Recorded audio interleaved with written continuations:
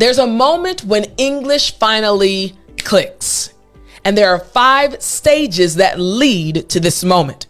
In today's lesson, I'm going to teach you the 5 stages that lead to that moment when it all clicks. Are you ready? Well then, let's jump right in. The 5 stages that lead to the moment when it all clicks. Stage number 1, describing. Now, this is a very interesting stage because it starts at the very beginning, being able to describe what you're seeing.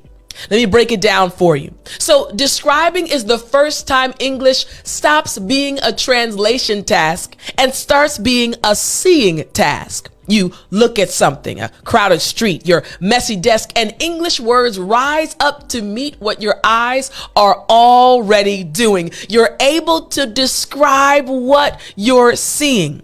At the beginning level, you're like, oh my goodness, I can tell you what I am seeing in English. Continuing now.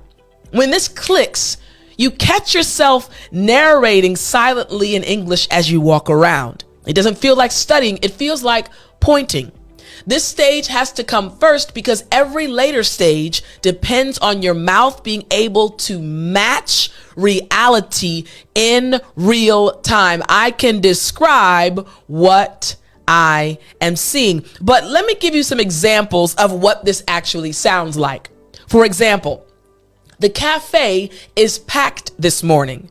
Every table taken, people standing near the door with their coffees. You could see what I just said. I was describing the situation, the cafe, people standing up, holding their coffees. We're in stage 1, the describing stage. Here's a second example.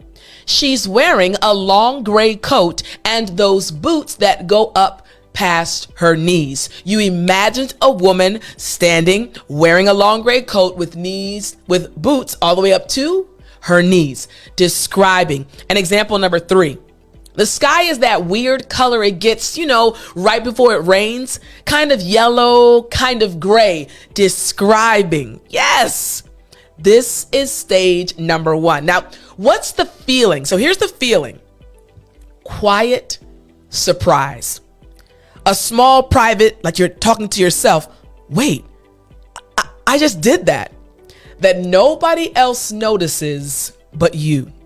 When you're able to describe something in English, oh my goodness, I just described the woman standing there in the gray coat and the boots up to her knees. Oh my goodness, I just described the cafe with the people standing with their coffees. It's a quiet surprise. You realize what you're doing. Now, why does this feeling show up here?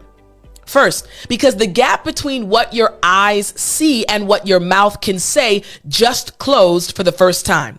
That gap has been there for years. I remember when I was learning Korean. Remember, as your teacher, I understand what you're feeling because I speak Korean. I learned Korean and all of these feelings I experienced. Even that moment when it clicked. I remember, oh my goodness, I can describe what I'm seeing in Korean.